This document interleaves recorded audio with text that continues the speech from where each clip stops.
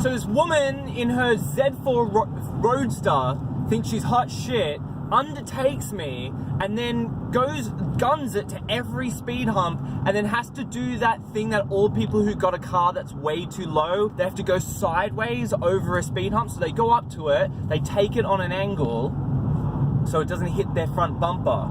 It's so fucking stupid. If you buy a car that can't handle standard city speed humps on a flat, straight road, then you've bought a dud car.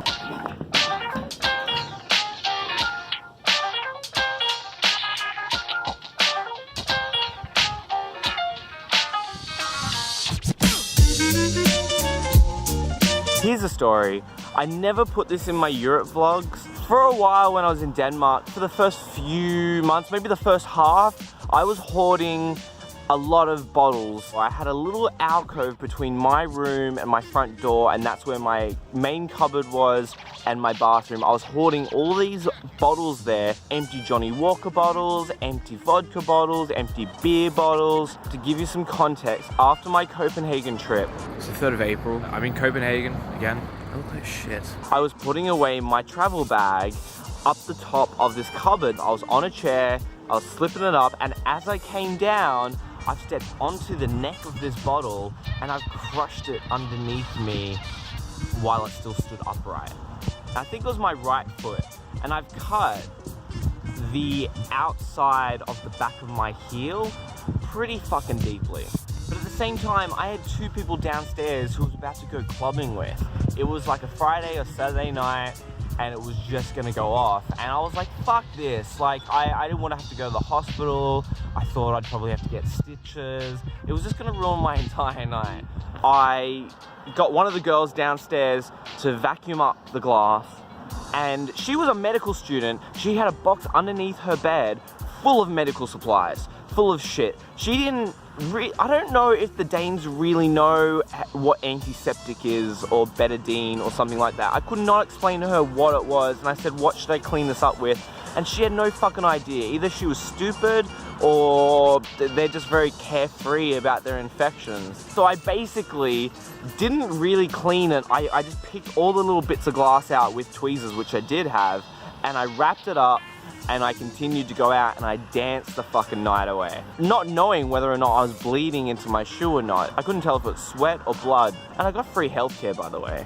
There was no excuse. There was really no excuse to not go to the doctor. I just could not be fucked. And it healed over, and I did go through a little stint at the end of Denmark, beginning of Scotland. I thought that I had a piece of glass in my foot because I never got it checked out. It kind of hurt a little bit for a long while. What I'm driving toward in this story is that I never got any medical help. I hardly cleaned the thing. I hardly bandaged it.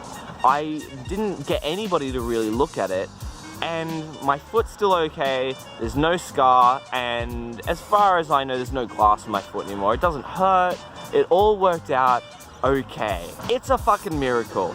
Meanwhile, I've taken these relatively minor grazes on my knee, my hands, and I'm getting tetanus shots. I'm getting redressed at the doctor's every day. I went and bought $30 worth of bandages. I put Benadine on it 1,000,000 times. I just filled a prescription for antibiotics because I think my knee's infected. I mean, like, all this for a graze. This is normal Ryan talking. This is normal Ryan to go to the doctor and get some shit checked out. Anyway, time to go home now. Time's it? 5 to 9. It's a nice start to the day. I haven't had breakfast or a coffee or anything. Hear that? That's the sound of the first rain since I put that drone in the tree. Drone's getting wet right now. Probably all hope is lost.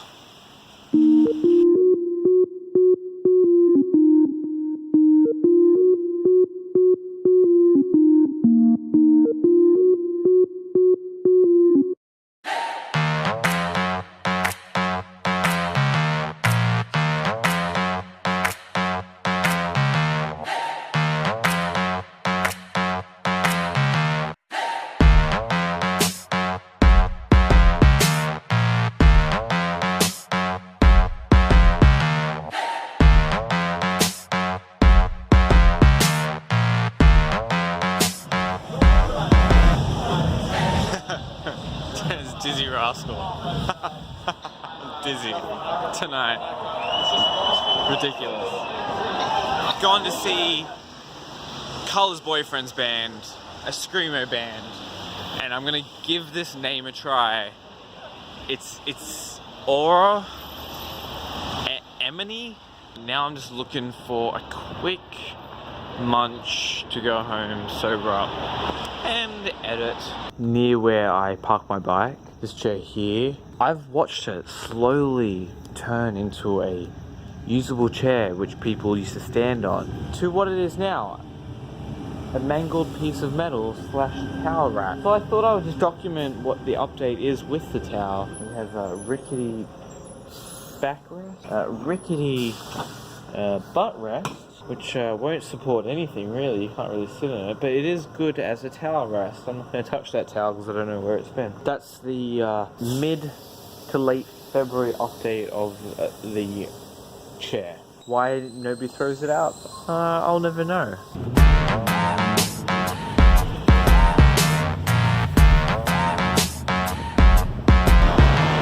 I'm parking this bike right across the road from Michael's soon-to-be old residence, just to piss him off for the last time because he hates going out on his balcony and looking at these bikes. It's Michael.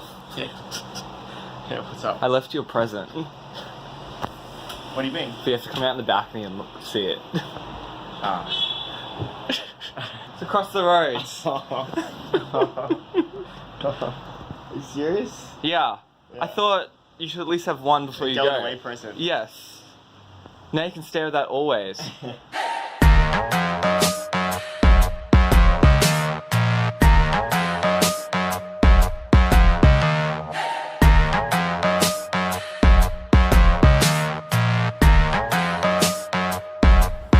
First trip.